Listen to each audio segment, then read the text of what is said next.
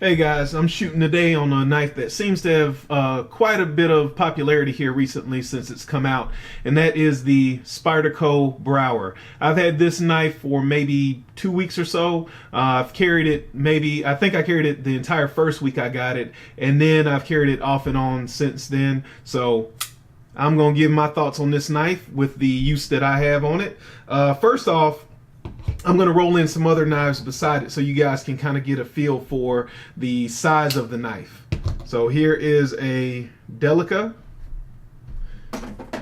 Here is another knife that I'm going to do a review on. Here is the Calypso Junior in Super Blue.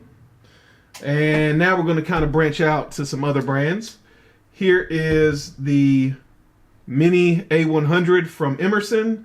The Bug Out from Benchmade. The Bug Out from Benchmade with the rock scale design titanium scales. And last but not least, the Strider PT. So you can see here the knives lined up. I'll kind of shift these down. You guys tell me what you think about this lighting. I'm not loving this lighting situation, but it looked like it was in a bit of a shadow. And with that knife being black, it looked like you couldn't really see the comparison too well. So there you go. There go those two knives together. I'll let you take a look at those while I remove all these other knives from the table. As you can tell, I like knives in this roughly 3-inch size range here.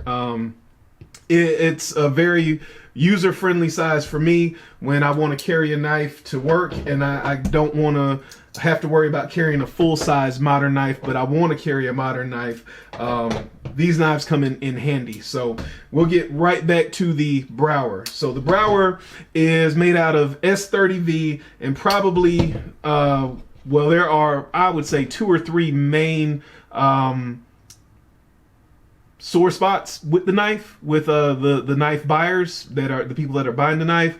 A is the price. This knife is $175. You can find it in other places for either a discount, or you can find coupon codes for places like eBay to buy it cheaper. That's how I got this knife. I also had some PayPal cash and some other things, so I didn't pay $175. The steel is S30V, which, oops, wrong side. I think you guys can see that there, S30V. And the pocket clip, which, as you can see, I have already swapped out. Now, I do have another Spyderco knife, and it uses this clip right here, the same exact clip. You can see how much longer it is, and people are saying, A, it's way too long for the knife, and B, it causes way too much of the knife to stick out of your pocket. So about that much of the knife would stick out of your pocket with the regular clip, and about this much sticks out of your pocket with the deep carry clip. Now, I went with an aftermarket clip simply because I didn't like the length of the clip, and I wanted something that matched a little bit better. Excuse me. I really wasn't too concerned about, oh, and I also don't like the shiny chrome clips. I mean, I don't know why Spyderco does this, but this whole bright shiny clip thing, I'm not a fan of. But anyway, I thought that this matched a lot better, and I thought that it would help with the carry, even though I'm not too concerned about a knife being deep carry. Now, some people have said this knife is not deep enough carry to the point where you can actually find the knife riding up in your pocket and almost falling out. I have never carried the knife with the factory pocket clip, so I cannot comment to that, but that is what I have read. Overall, I've used this knife for just generally opening packages, some food prep, breaking down some boxes, things of that nature. The knife has been great for me. Some people have reported lock slip. This is pretty solid to me. There's no wiggle side to side. Of course, because this is a Taichung Taiwan Spyderco, this hole is slightly sharp, but usually when I get knives like this, like the Delica, I just take a ceramic stone, run it around the edge. Takes about 10 seconds. It'll take it right off. The blade stock is not super thin, but it is fairly thin. You can see it here compared to the Delica. Like I said, it's not super thin, but it's fairly thin, and it does have a full height flat grind, so it does come down fairly thin behind the edge here. Again, not the thinnest knife I've ever felt, but it does a decent job slicing. I like and appreciate these grind lines here. I'm a big fan of, I guess some people call it a grinder satin, belt satin, whatever you want to call it. I enjoy that finish. I like the grind lines on the knife. One of the other things people seem to be on the fence about is this choil, or the double choil here, and some people say they would prefer to have seen it be a 50-50 choil instead of more of, I've seen it rated as like an 80-20 type choil. That does eat into some of the blade itself and the edge, the cutting edge, but I find it very comfortable. Again, I have extra large hands. My hand is 4.5 inches across. I believe they rate the handle at, well, did I say 4.5 inches? I'm sorry, 4 inches across. And I believe they rate the handle at 4 inches, if I'm not mistaken, or slightly over 4 inches. And this, no, it's not a lot of blade, but this is just perfect for just everyday EDC tasks that I want to complete, such as breaking down a box, cutting open a box, cutting any type of small food item, anything like that. Things you do on a general everyday basis. This side is G10, which is fine with me. Some people don't like the green. Some people like the green. I've seen some people dye this scale here black. I prefer anything over black, really, unless it's something crazy like yellow or pink or something like that. There is a lock bar insert right here to help with wear and lock stick. There is no lock stick at all. You can see that there.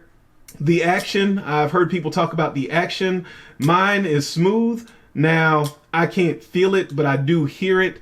And if you look, I hope it comes up on the camera, you can see that there's almost like what appears to be a hand rub finish, which we all know this is not a hand rub finish. But you can see the lines here, and that detent ball rides on those lines, and you can hear it a bit. And one person described it as it feeling sandy. I don't get that feel, but some people have said that it feels sandy.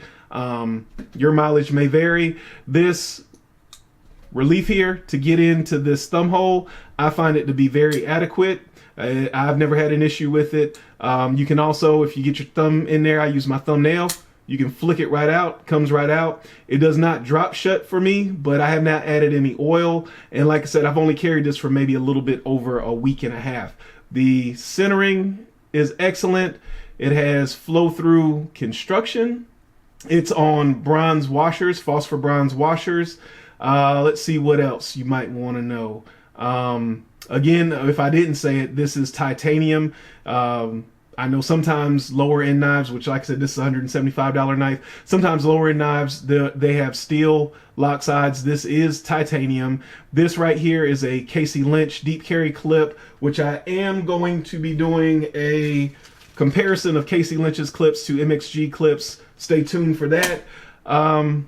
I think that's about it. Oh, the Spidey flick. I don't Spidey flick. Some people say you can Spidey flick. You can see there a pretty generous amount of the hole is available, and I don't know. I don't Spidey flick, so I'm the wrong person to ask. But there is hole available.